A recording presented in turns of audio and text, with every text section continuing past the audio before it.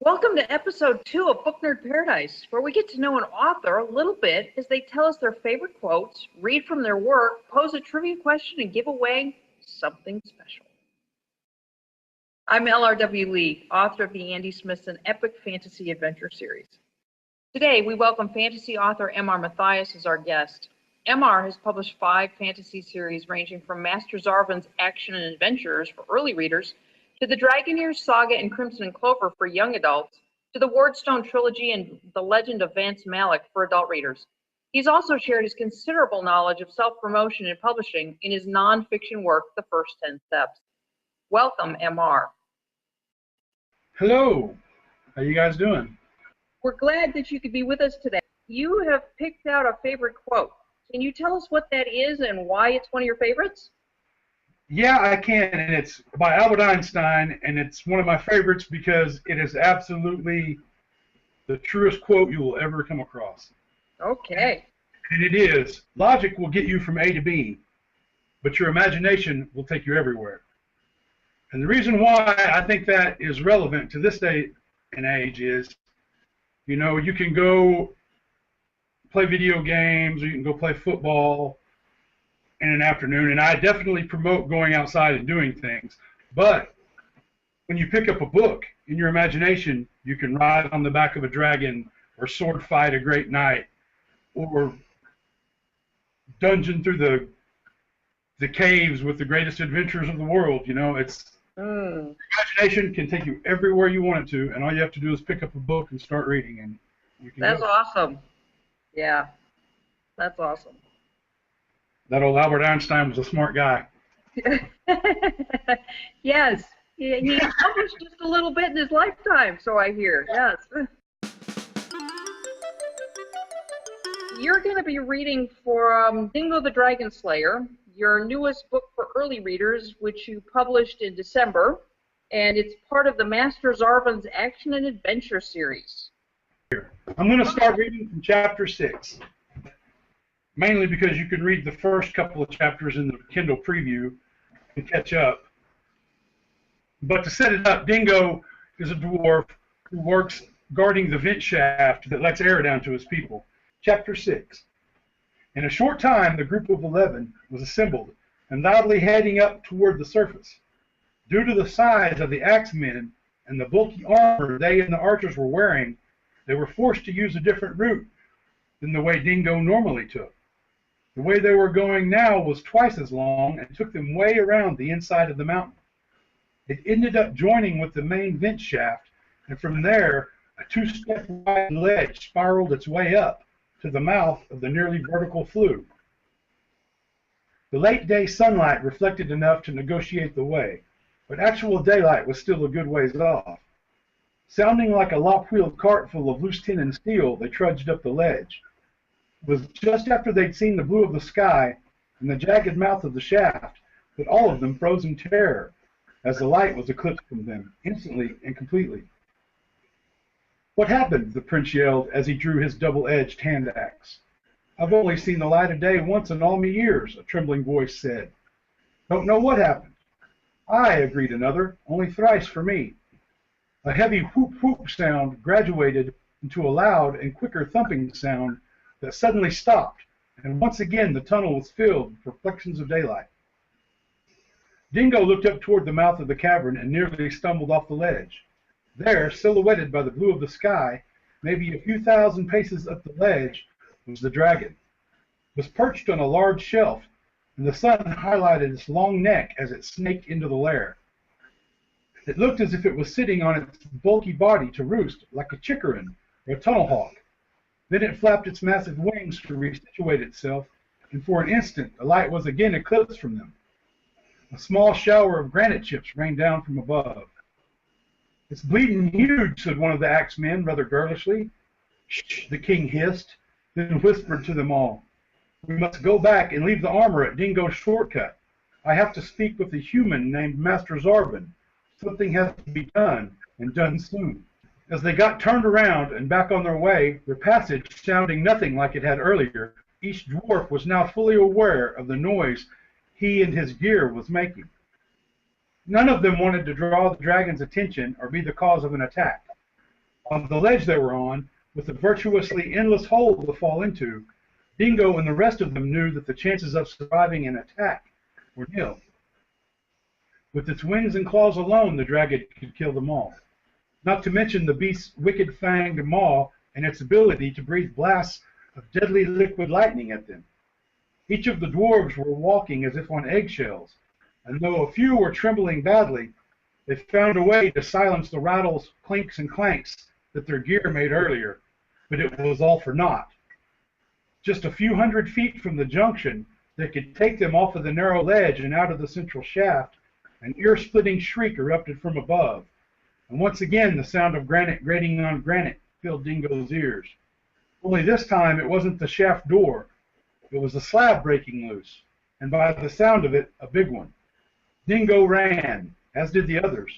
When the slow cracking noise stopped, indicating that the slab had broken loose and was coming down on them, they were moving as swiftly as their little legs could carry them. Where it would hit, no one could know. The axemen and the archers were quick, and were already hoarding their king toward the junction. Their noisy armor and their sense of duty caused them not to hear the king's frustrated orders to split up and help the prince as well. Even if they'd have heard the king, they would have worried only of him first. That was their duty. Until Prince Belgan became king, Prince Belgan's safety was secondary, and Dingo's life to the axemen and the archers of the king's guard was nothing. Another angry shriek from the dragon drowned everything else out, and the reflected light from the sky far above them was again eclipsed, leaving the dwarves in total darkness for just a split second. It happened twice more, light and then no light at all. Dingo and Prince Belgan avoided a chunk of falling stone and stood frozen in place, both watching the others charge toward the junction. The strobe effect of the dragon's bulky body and wings blocking the sun an instant at a time made it all seem to be happening in very slow motion. Dingo watched in horror as a huge jagged chunk of broken rock came down right on the others and swept most of them off the ledge. Dingo saw the king turn and look back. His face was torn and bloody, but his eyes were open wide and full of sorrow. One of the axemen yanked the king down toward the junction just as Dingo and Prince Belgan were forced to cover their heads with their arms to protect themselves from the chips and chunks that were now falling down on them. And that's the end of chapter 6. Ooh. You leave us hanging, MR. Well, I'm notorious for that.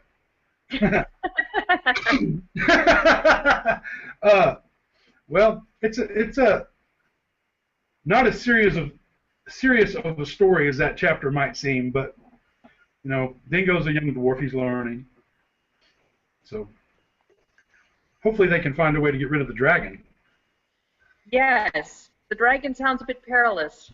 Compliments of readfantasy.org, MR has made Dingo the Dragon Slayer free of charge on Amazon both today and tomorrow, so Monday and Tuesday.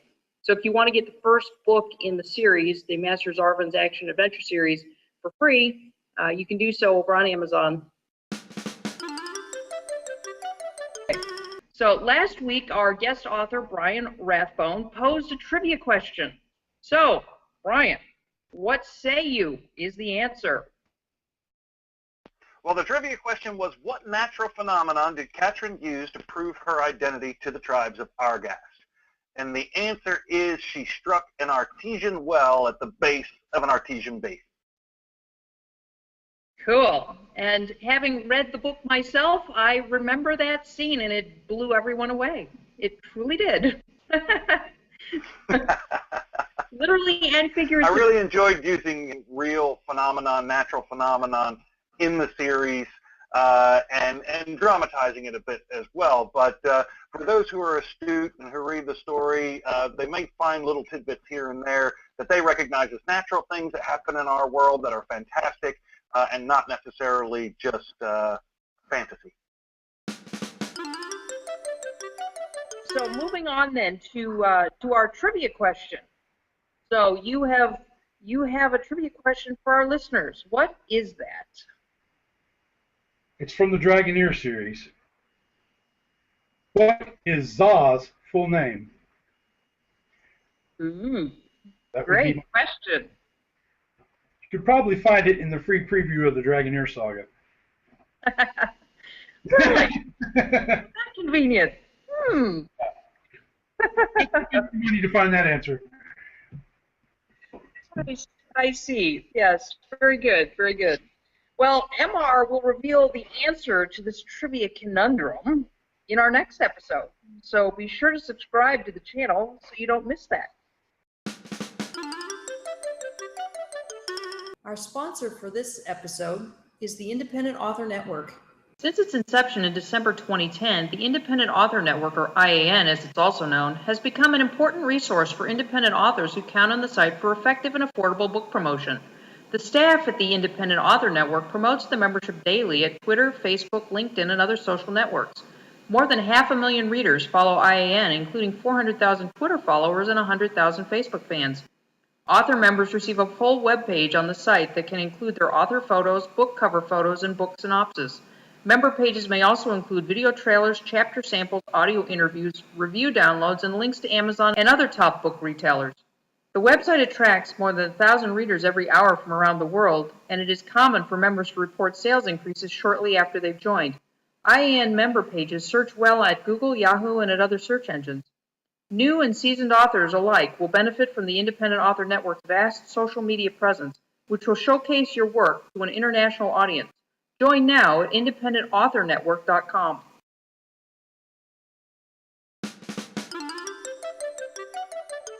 And now for the awarding of the prizes from last week's giveaway. If you remember, Brian Rathbone graciously offered a free audiobook as well as ebook of his Dawning of Power trilogy, the first 3 of his 9 books written. And then I also contributed the audiobook of Power of the Air's Passion. We had 7 people leave comments on YouTube and Facebook combined. That's all it takes to enter, is to leave a comment. So we had 7. So let's see who won.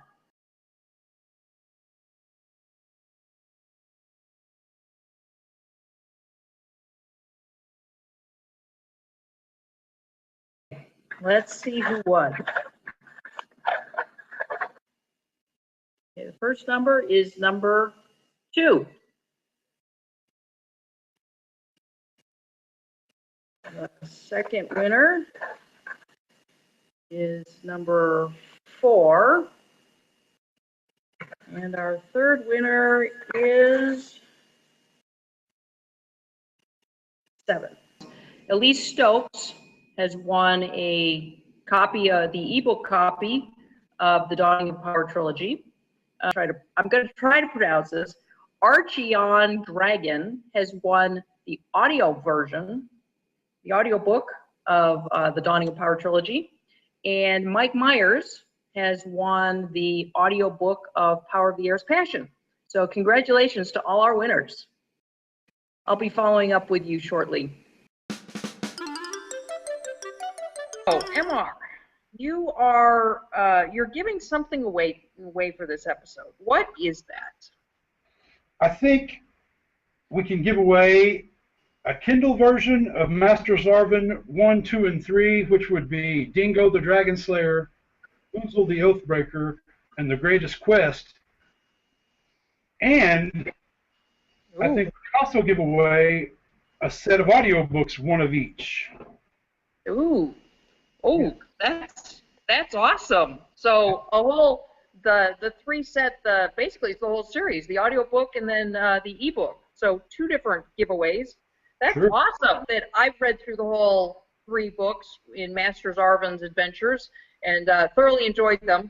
I have to say I appreciate your imagination because even with Dingo, I had never seen a dwarf with a mine shaft scenario before, which I thought was for all the different fantasy I've read to not have run across a scenario where there's dwarves and vent shafts, which kind of sort of makes sense, was a very unique twist on things. So that's cool.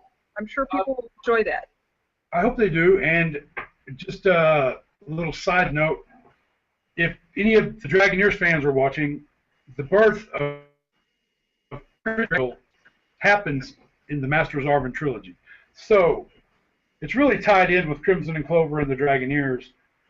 in a sense, but it's not directly related to the story. So, but you know, if you're a fan of Prince Richard and his dragon Royal, then maybe you might want to read about Royal being born, hatched, I should say. I hope you've enjoyed getting to know M.R. Mathias a little bit. I think you've gotten kind of a taste of his writing and his style. Certainly he has a lot to offer in terms of the 5 different series aimed at different age groups. So please do be sure to check those out. Links to all his work will be in the notes below. So MR, are there any last comments that you'd like to leave with our listeners today? I wish I could be as funny as Brian Rathbone was on your last episode. He's always got a good dragon joke.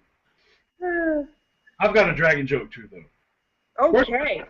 Where does a dragon go to bed at night? Anywhere. No idea. Anywhere it wants to.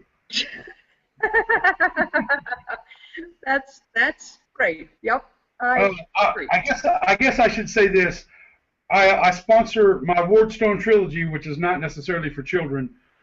Sponsors readfantasy.org, which has a lot of free books. One of yours is on there, I think, as well. There's probably 45 or 50 free books there now that people can just go read. That you know, if you're low, you don't have enough money to make it through the next semester or whatever, you want to get a couple free books in, go ahead.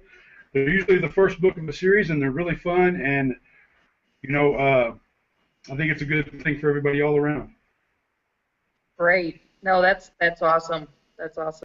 I'm LRW Lee, author of the Andy Smithson Epic Fantasy Adventure Series. The ebook of Book 1, Blast of the Dragon's Fury, is available for free, so be sure to follow the link below so you can download a copy. And please post a review online once you've read it, if you would. Our guest for the next episode will be sci-fi author Susan K. Quinn, so be sure to tune in for that. Thank you all for watching.